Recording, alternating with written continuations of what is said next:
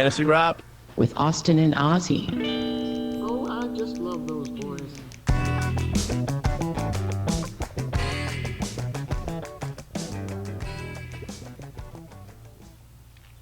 Hey everyone, this is Fantasy Rap, and I'm your host Ozzy. And I'm your co-host Austin.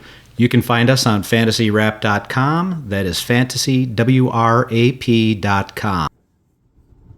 Hey everybody, thanks for joining us for our third video cast and our second podcast of the week.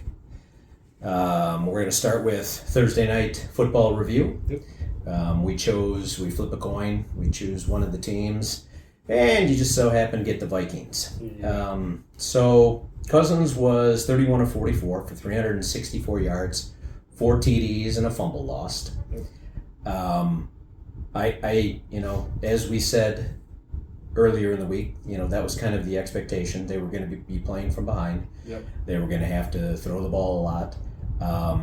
It's kind of funny because the only two receivers, not tight end, two wide receivers that had touchdowns were KJ Osborne and Jordan Addison. Mm-hmm. But I gave KJ Osborne kind of a sideways arrow because I just didn't see him doing as much. Yeah. Now, Philly seemed to employ the same type of defense against Jefferson that the Packers did, albeit not nearly as effectively. He didn't have any touchdowns, but he did have 11 catches on 13 targets for 159 yards. He also fumbled at the goal line. Yep. Big fumble. Mm-hmm. But what I was getting at was I chose, JJ and Addison as upticks and Hawkinson, and all three of those had great games.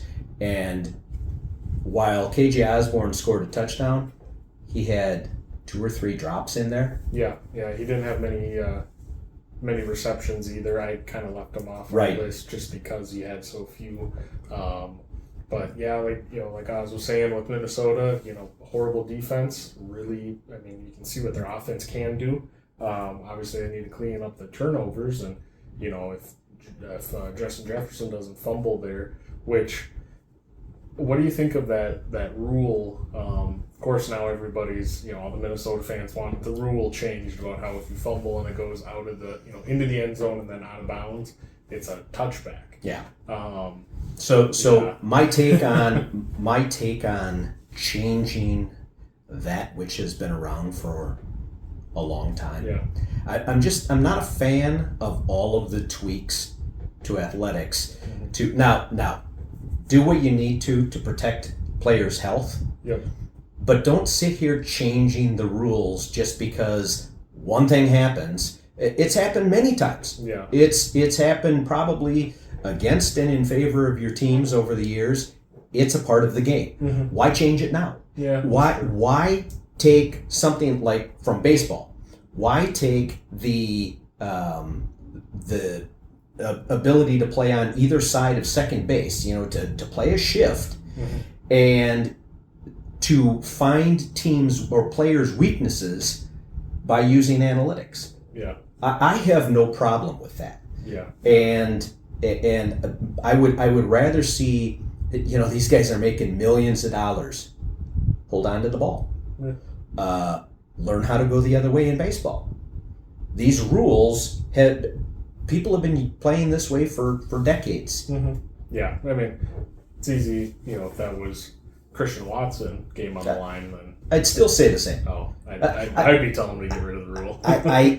I'm a purist in the sense that the way that most of that stuff has been, I get why they've changed the kickoff rules and everything to protect players, because that's Bring where the wedge back. Yeah, but that's where the majority or a big number of injuries happen. Yep. I'm more inclined to say get rid of our artificial turf. Oh God, yeah, that's across the board. A problem. Detroit is, for lack of a better term, a hellhole. Yep. We had the Packers had 4 or 5 players injured in that game in Detroit last year. Yeah. So if you want to do things like that. Yep. But don't sit there and go, oh gosh, this impacted a game. It impacts every game if it happens. But it's been a rule for a long time. I don't know exactly how long, but so I'm against changing things just to make a move. Yeah. Well, plus too, you look at JJ's stat line there. 11 of 13 for 159 yards. If he doesn't fumble there, he's got a monster game. Well, especially in PPR. Yeah, for sure. And that's what's nice about Justin Jefferson in PPR is he still had 11 catches for 159 yards. Yeah, so that's still 27 points. Yeah, 26.9 points. Minus the fumble. Yeah, so 26. But other than that, Oz and I were talking. T.J. Hawkinson. Not a fan of the guy just because every time he has games like this, we want 7, Draft him. 8. I drafted Mark Andrews. Okay. Well, how much has he played? Yeah, okay. Well, this week. So, yeah. I drafted Andrews in one of my league also. Yeah. So, but 7 of 8. 7 catches on 8 targets. So good quality targets there from Kirk Cousins for 66 yards and then the 2 touchdowns. And I believe both of those touchdowns came really close to the goal line.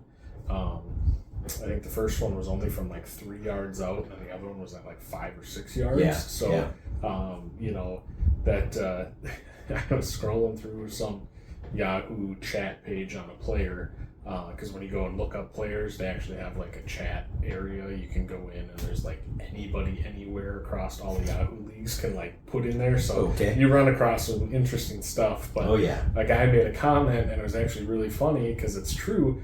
The guy goes, I'm old enough to remember when tight ends got red zone targets. Because it seems like now it's either, obviously running back, but it's some cute little wide receiver screen, or if you're Kansas City, the little tap shovel pass, or, it's not. Or if you're within 1 yard, it's, and you're Philly, it's. Oh, yeah. It's Hurts push. Yeah. Yeah, I mean, he's almost unstoppable. It pretty much is unstoppable. You get that offensive line in front of him. So, but they run it so well. If you watch what the offensive linemen do and what he does, low man wins. Right. I mean, he just follows his blocker and stays right on his back, and they just shove him through that crevice that exists. Yep. So. The other and Addison was 3 of 5 for 72 and a touchdown. Long one. Yeah, it was 60 yards or something. Yeah, 60 some yards. It was the majority of his yardage this week. Right. Yeah. So nice to see from a rookie who, just because those two with them coming out of college, I always think of Zay Flowers in the same stroke as Jordan Addison. Nice to see him, week 1 getting a touchdown. Yeah. This week getting a deep touchdown. Only 5 targets, where Kirk threw the ball 44 times. Could be a little higher, but he's making the most out of them. So, you can't complain about that. Well, and I think, with teams looking at Jefferson the way they do, and Hawkinson getting his share, it's really a fight between Addison and KJ Osborne. But I think so far Addison has done the better job of turning, actually I don't... Didn't KJ have a touchdown last week too? I don't remember if he did last week, but he did. He had one of this week, right? This week, but he had pretty low yardage. I left him off the list for this. Yeah. Alexander Madison, the next guy up, had 6 targets himself, which only turned into 3 receptions for 11 yards. Madison's been pretty disappointing. Well, he got stuck on a couple of plays where he was, someone stuck him behind the line, at least on 1 or maybe 2 of those. Yeah, I've got Madison on one of my Dynasty Leagues teams, and I went and looked, and he had a negative half a point at one point. Wow. So I was like, oh, that's not good. But only 8 carries, which turned into 28 yards. So do you chalk that up to Jalen Carter, the Phillies, Phillies rookie, who should have been the number 1 overall probably? Maybe. Being just a monster. You said, Madison wasn't that impressive last week either. So, Minnesota's offensive line looks... What's the word? I mean, they're looking horrible. Yep. I mean, they couldn't block. They couldn't. It just wasn't. It wasn't good. So I think Before we move on here, I think Madison is a pretty well. I'd say he's okay if you need a little running back help. I think he'd be a pretty good trade for Target. Go and get him. It still might take a little bit for him to warm up. He was so good whenever Dalvin Cook wasn't there, but then he was fresh. Because he never really played a whole lot. What about Tyson Chandler?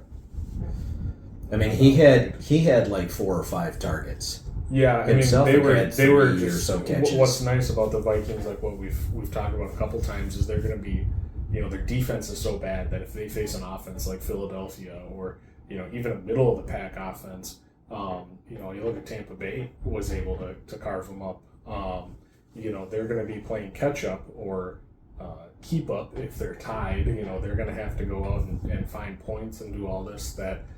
For fantasy wise, you probably got a couple, obviously Justin Jefferson number 1, but, I think just with how much they're going to have to put up points wise to make up for the defense that, you're never going to get JJ Pride away from anybody unless it's Dynasty and you give up like 5 first-round picks in the future. Right. Hawkinson, who knows if they're looking for Kelsey or some crazy thing, but, I think Madison right now is probably a pretty good buy low, especially after this week. See who has him and what they might need, and like I said, you might be able to buy low on him this week just because like 2 consecutive disappointing. Look at Nick Muska talking about a couple weeks ago dropping Amari Cooper last year after 2 bad first couple weeks, and then he comes out and he explodes. So right, who knows? Yeah, my fear. Well, I don't mind him as much in a dynasty league. Mm-hmm. In a just trading for him in a redraft. I don't see them. I mean, already where they won 11 one-score games last year, they're already 0-2. Yeah, and then I think it was the previous year before that, weren't they? Like, they had a bad record too in one-score games, I want to say. So that's kind of been Minnesota's MO is if it's one score, either they're winning or they're losing, and it depends on the year. Right? To be honest, I was surprised that they even got back to within one score. That was. Yeah. At one point weren't they down by 20? Yeah, it was something. And they like came back with 2 touchdowns and could have scored a third. Yep. So it is what it is. Mm-hmm. Moving on to plays of the week. Quarterback. The top 6 outside of those who have already played are Josh Allen, Patrick Mahomes, Joe Burrow, Goff, Herbert, and Lamar Jackson. So I decided to go with Tua. Tua was money last week. Yeah. I think that, with the tools that he's got, I just can't see Tyreek was a stud. I mean, obviously we said even that. Even then, if you watching the game, Tua was throwing. He was making some nice throws. That dagger or whatever you want to call it to Tyreek there in the corner of the end zone. I mean, he put that perfectly right over the defender's shoulder. He looked good.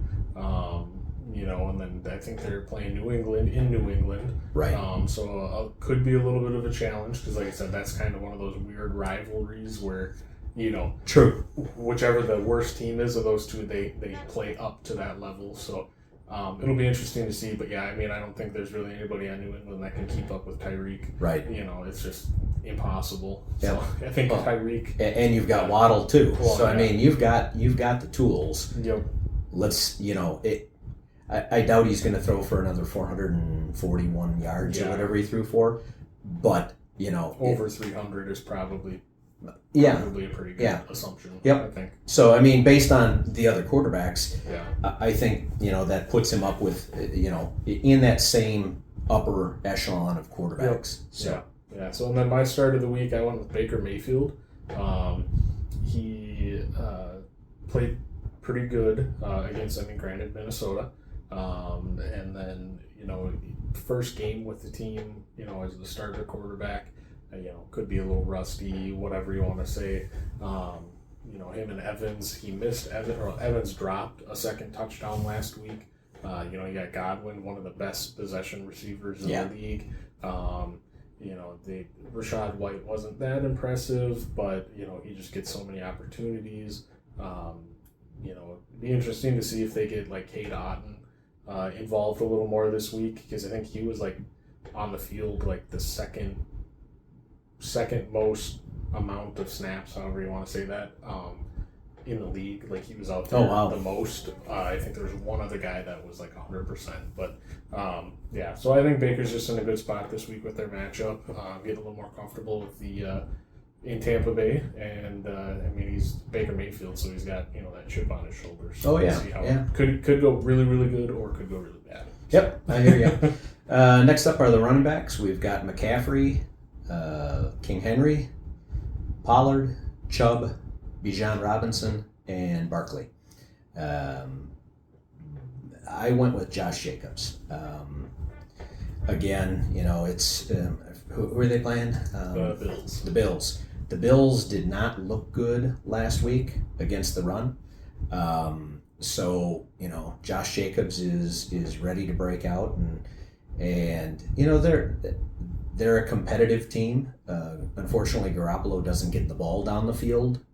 Might not have a choice this week if Myers. I don't think Myers is practiced at all. I don't think he's advanced at all. Yeah, I would highly doubt. I would highly doubt he'll play. So it may be that and the Bills. I think the Bills struggled a little bit last year also on defense against the run. Mm-hmm. So if Vegas wants to stay in the game, mm-hmm. they're going to have to run the ball well. Yeah. Well, and they basically paid for a 1-year rental on Jacobs, so why not hand the ball to him 20 times this week? 30. Yeah. Give him.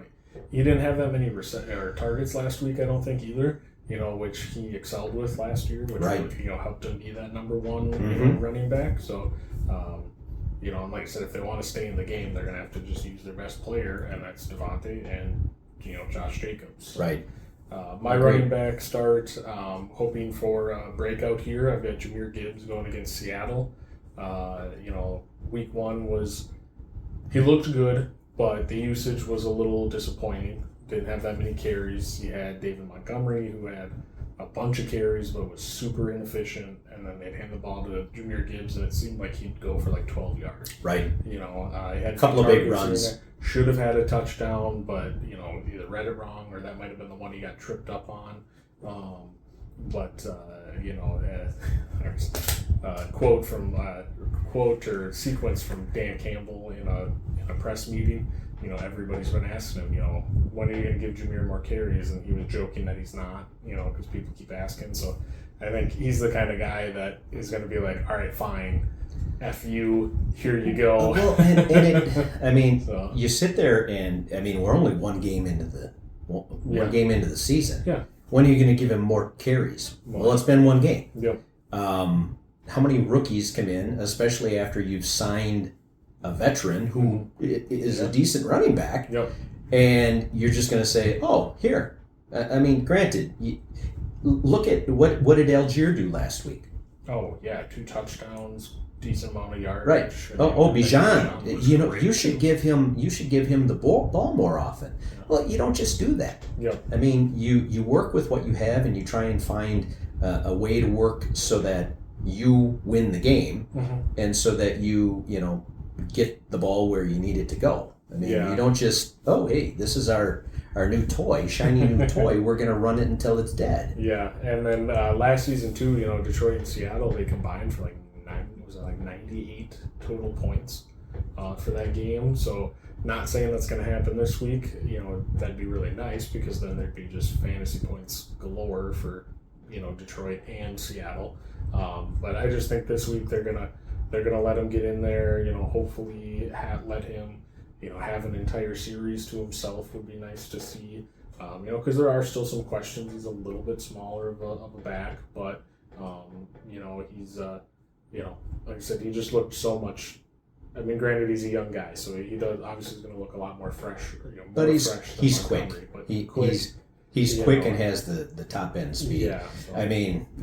You make the moves that you do, spinning and breaking away from tacklers. You're going to see some playing time. Yep.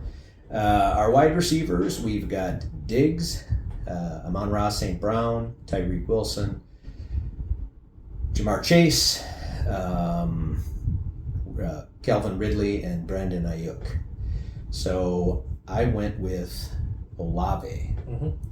I still, Olave is still to me one of the unsung heroes of wide receivers. I think he's an amazing wide receiver, and I think that in that offense, Carr is going to look for him, and they'll do. Yeah, I mean, he had quite a few targets last week. Right. I believe he went up over 100 yards receiving, no touchdown. Obviously that's always nice to see, but I don't think it'd be crazy to see him go for 80 plus and a touchdown this week. Other parts of that offense. Well, he had Rashid Shaheed, who had like 50 something yards and that longer touchdown. Yep. Towards the end to put him up. Jamal Williams did not look impressive at all. No. They might have Kendre Miller back, their rookie running back, this week. So be interesting to see him get worked in. Obviously, they still got a couple weeks until Kamara comes back. It's amazing how everyone says that Jamal Williams, should have gotten a contract where he's a starting running back. The Packers didn't want to do it, because they didn't think he was a starting running back. Yeah. Even though he would have been less expensive than Aaron Jones. So, he goes to Detroit, scores the 17 or so rushing touchdowns. But they were all short yardage, red zone, yes. Right. Yeah. I mean, I don't think he's your bell cow. No, he's a very good compliment. Correct. And so when they stuff him in there as the main back, I don't think he's going to get the points that he would normally that other guys would in that offense. Yep, yeah. The nice thing with Olave now with Derek Carr is Derek Carr's not afraid to let it fly. I mean, you saw that with Devontae last year. How many deep touchdowns between Exactly. Devontae. Exactly. It's what made Devontae. They got the Shaheed and Olave, two burners. And Olave's really good underneath too. He can take a 5-yard slant to the house. Right. So I had Olave last year and I loved it. So yeah. My start of the week is going to be Amari Cooper. I believe they're playing Pittsburgh. That's always a good rivalry, which either goes, high scoring or it's like 17-14. Or it's like 12-9. Yeah, that too. So it'll be interesting. I think Deshaun looked good at times. He had that probably the worst interception I think I've ever seen last week, scrambling. He kind of sneaked out of the pocket out to the left. And I know it was raining and everything, but he threw it, and it almost looked like he threw it with his left hand. Like it was one of those weird, awkward, like, Well, you got to remember when you're throwing back. I know, behind but yourself. it just looked awkward, Yeah. and it literally the Bengals DB or linebacker, whatever, was standing right. I mean, he literally threw it directly at him. Yeah. It was horrible. Yeah. So there were some, still some looked like maybe some rust there, but Amari Cooper, same thing. Like I was joking about Nick a little bit ago. Took him a couple weeks to get in. I think this week with a rivalry after they went in and manhandled Cincy, I think they're going to really want to look to put their division on notice and say, hey, we're a legit team here. And I think that would be the way to do it. I think they're going to try and run the score up on Pittsburgh if they can. And Pittsburgh lost Deontay Johnson for a couple weeks. Right. George Pickens looks like he hates it there because of how bad they were. They caught him on the sideline a couple times saying some stuff. So, and then they got Allen Robinson now as their number one receiver, who had a decent week. But Pittsburgh right now, they're of course, week one, granted, he plays San Francisco, but they just do not look like they did at all in the preseason. So. Well, at least they don't have Chase Claypool anymore. No, God, the Bears need to just cut him. They got to let him go. That was bad. I could do that for how much money they paid him. I could do it for half of what they paid him. So let's move on to our tight ends. Yep. We've got Kelsey, we've got Freiermuth, we've got Kittle, we've got Taysom Hill, we've got Dalton Kincaid, and we've got Mark Andrews. I am going to go with Darren Waller. Flashes last week. He definitely, the hands that guy has, unbelievable. He's a wide receiver, right? Tight end, right? Yeah. So I watched the game and I saw a lot of, they were looking his way. Some of it didn't match up because of the weather that they were playing under. They were also hard pressed to try and do anything to move the ball. Nothing was working. It was just one of those games. But I think that Waller definitely has a chance to break it out. There are some names on these projections like a Taysom Hill or even a Kincaid or a Freiermuth that kind of surprised me a little bit. So I could see Waller easily being in that top 6 group. Yeah, for sure. Hopefully Waller can stay healthy in that game, though. He is dealing with that same hamstring he was, I think, last season even. It's just kind of... Yeah, they didn't replace it, so it's the same. It's still one. there. Yeah. Okay.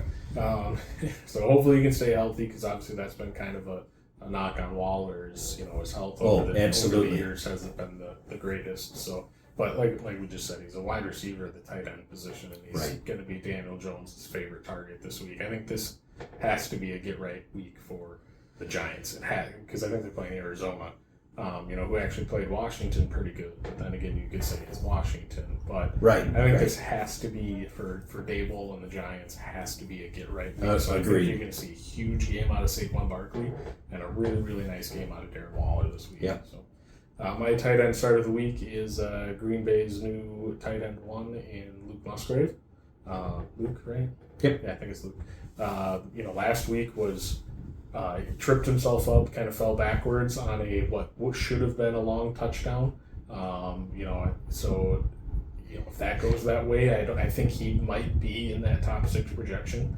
And then I think he had another one that he missed too. That was could have been another long touchdown. So. Yeah, that long one was kind of funny because it looked like he was going for that, and he's going, I can't drop this. Yep. I can't drop this. I don't want to pull a instead of catching it, up over the shoulder, turns around and kind of puts the hands up and put himself in a miserable position to catch the ball. But he caught the ball, which was important. But he fell down. A little bit of rookie nerves on that one, probably. Absolutely. So, and he was probably sitting there going, "There's nobody here." There's no one here. If I drop this, right, exactly. Christian Watson from last year, touchdown, through the hands. Yep. So you just take your eyes off of it for a second. So, Christian Watson's going to be a game time decision again. It sounds like Dobbs should be good to go. This Jordan Love looked, really good. Granted, you got to ask, is that just because the Bears are that bad defensively, or is it truly Green Bay is going to be okay on offense this year? I think they'll be okay on offense. No Aaron Jones too. Sounds like he didn't practice at all. Yeah, and that doesn't surprise me. No. Rest that and get him good. Mm-hmm. You don't want to sit there and have an injury linger throughout the season. Yep. So let's move on to our love 'em, flip 'em, leave 'em, and I chose quarterbacks this week. And I went with Geno Smith, Desmond Ridder, and Zach Wilson, all because in one of the tools that I use, it has all 3 of them ranked about the same for the rest of the season. Wow. So I mean, Wilson got a huge uptick when Rodgers got injured. Well, not a huge uptick. He actually became relevant. And a lot of tools there. The running back, the 2 running backs are amazing. Garrett Wilson, that touchdown. Yeah. It's only week 2 now technically, but that's probably going to be a contender for touchdown of the year. Yeah. When it was so. It was poorly thrown.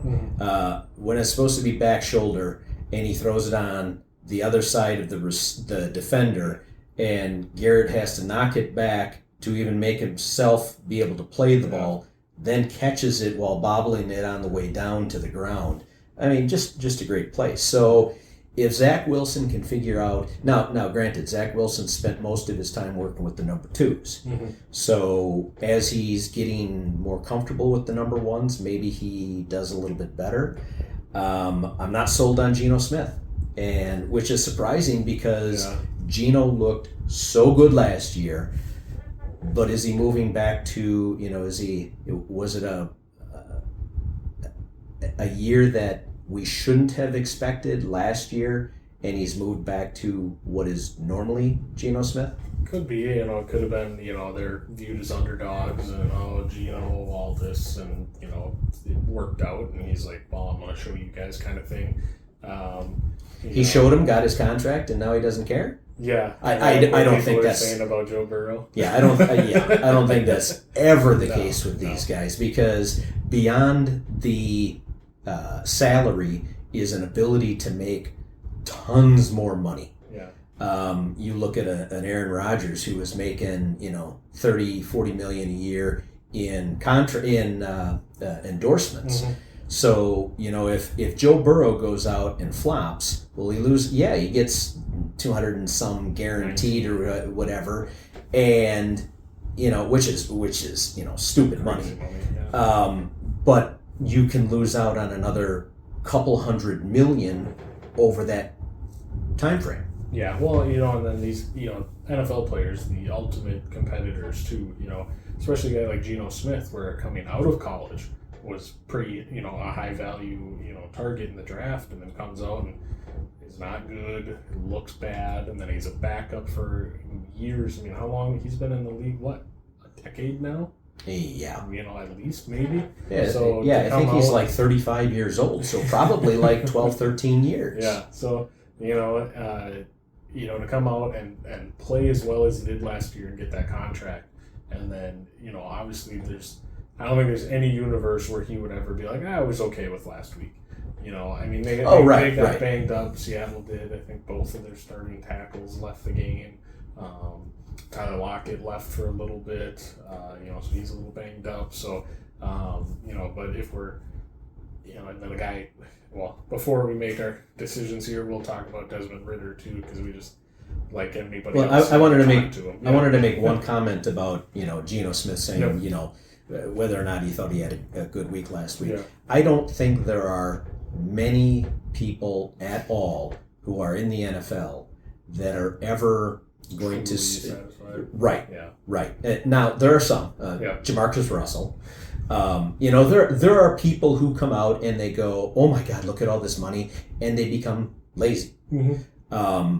But the majority of these guys have been busting their butts since they were young kids. Mm-hmm. And, through high school, through college, that regardless of what people say about, you got a free ride, you got this, you got that, these guys still have to dedicate themselves from a different perspective than most of us are, that we realize. These guys, whether it's the weight room every day, whether it's eating properly, whether it's learning playbooks, there's a lot of work to do. And you take a look at someone like Aaron Rodgers. Green Bay fans, they either love him or hate him right now, and the ones that hate him sit there and have, he gave up on the team. He doesn't give up. Mm-hmm. I don't even think he lost interest. But, he's also the type that says, oh, I have a small problem with the front office or whatever, and he holds a grudge. Mm-hmm. But much like, the people who are saying, oh, his career is probably over, I would bet that he comes back next year ready to play. Yeah, I agree. And I think that's true of almost everyone, including Geno, including, you get the contract. So you got the contract. You're still, these guys are diehard football players. Oh, yeah. I liken it a little to myself with softball. I'm a diehard softball player. Mm-hmm. 50 years playing it, and I don't get anything out of it, but I love it so much that I dedicate. I work hard mm-hmm. to get to where I want to be, and I'm making nothing for it. So I get, these guys are. Geno Smith is going to give everything he's got. Yeah, I think. And they've got so many offensive weapons on that team too that I think he'll be okay. They just week one jitters, and like I said, they got a little banged up, so probably threw him off a little bit. So, right. Like I said, we'll bring up Desmond Ridder. Atlanta. Atlanta knows what kind of team that is, and everybody knows what Atlanta is. They are a run-first team. That's why they drafted Bijan where they did. Whether you want to say that he fell into their lap, they had other needs on that team that they could have addressed with that pick, and they chose to go with Bijan. So, do you like Ridder as a quarterback though? From what I've seen, no. Whether I just it's tough because he just doesn't get that many opportunities because they only threw the ball 18 times last week. Right. You know, Drake London had one target. Yeah, that's what is crazy to me. Yeah, you've got decent receivers. Mm-hmm. Yeah, Kyle Pitts, who you can say what you want about him, but the one thing you can't say is he's not one of the most athletic tight ends in the league. Right. That dude's a freak athlete. Right. And so he had two long catches, but that was it. So the question is, are they more interested in running the ball at any cost, or do they think they don't have their quarterback? I think they're just more interested in running the ball because even last year, granted it was Mariota, but guy veteran, he's got experience. If you put him in certain situations. More so than second year Desmond Ridder, who hasn't played that much. You figure Mariota would be able to go out and make a play for you. And, they were down in some of these games, one score or two scores down with not a whole lot of time left to where they have an opportunity to come back and tie or win. They still run it. And they're handing the ball off, which translated into the, I think they were the number one rushing team in the entire league last year because you had Cordero. You had Tyler Algier, who was really good last season, and you had Caleb Huntley. Yeah. So they had literally a three-headed monster back there, and now they got Bijan and Algier, and Cordero Patterson's back this week. He's playing in some type of new role, so maybe he helps Desmond Ridder a little bit. He could. I think this is going to be that game too is going to be a good test for Green Bay. I think we'll actually see what Jordan Love is capable because that Atlanta defense is actually kind of middle of the pack. Like they're not terrible, but they're not like Cowboys, Niners kind of defense. So, but yeah, if I was in this situation, I think I would drop or leave Desmond Ridder. They just don't let him throw the ball enough. 18. That was the same knock on Justin Fields last season. They threw the ball like 13 times one game. Granted, Justin Fields has the rushing upside, so it really didn't matter. But, there's just not a lot of opportunity there for Ridder. Even targeting the running backs, he didn't do it that much either. So, Zach Wilson, like I said, some of these situations you draw up for us, there's really not like... Well, that's kind of why I do it. There's like one you keep, and then the other two, it doesn't really matter. So the only one I'd keep would be Geno. Okay. I just think with that offense, that team as a whole, both sides of the ball, they have a pretty good defense. You got DK Metcalf, Tyler Lockett when he's healthy is, that's a great 1-2 punch. You got Jackson Smith and Jigba who came back from a broken wrist and surgery in like 3 weeks to come back and play. Yeah. You got Kenneth Walker, you got Zach Charbonnet, who's a really good, second running back. They just have so many. I feel like they have overall better weapons than even the Jets. Not in the running back category, but just overall as a whole. I think they do. So, like I said, the only one that I would keep would be Geno. And see if you could trade either of the other two. I kind of I have a toss up between Geno and Zach Wilson only because Zach Wilson has been gifted a top 5 defense. Yep. And what could have potentially been a top 5 offense. Correct. With Rodgers in it. So Zach Wilson either shows that he's capable this season or he's done. Oh, yeah. I don't see, it's, you don't underperform in that setting and expect to keep your job. Oh, yeah. I'm still, they knew they were going to go either with Rodgers or I think they were even kicking the tires on. Well, they were considering Derek Carr way back early on. Weren't they trying to go after Russell Wilson too at one point before he went to maybe not. Else, but it was definitely yeah, Derek Carr because they put off around. put off Carr and let him sign in New Orleans because they expected that they were going to get Rodgers. Yeah. So I think Zach Wilson needs to be thinking this is a contract year. Mm-hmm. It's not a contract year, but it's a contract year. That, or even he plays well and he's, see what happens. But if the Jets have a losing record come around the trade deadline, if he's playing decent, they might try and ship him off and get something for him. True. Instead True. of just cutting him at the end of the year or releasing him or whatever. So, yeah. Although he's still on a rookie contract, so he's not overly expensive. Position. Like, the spot he's in is good for him to show that he can be, because he was the second overall pick, right? Two years ago. So, which that's a lot of eyebrows. But, right, that's the frustrating thing. You invested a ton of draft capital on him, and he failed at the beginning. You brought in Rodgers. Mm-hmm. You gave Rodgers all kinds of shiny new toys, tools. I mean, some of them are really refurbished from. They're not even shiny. Some of them are just old. But I mean, you've given him the tools to succeed. Yep. If you don't succeed in that, it's you. It's not the team. Yep. In my mind. Mm-hmm. So that's about all we've got for this week. Yep. Hope you enjoyed the show. I am Ozzy. And I'm Austin. Have a good one. See ya.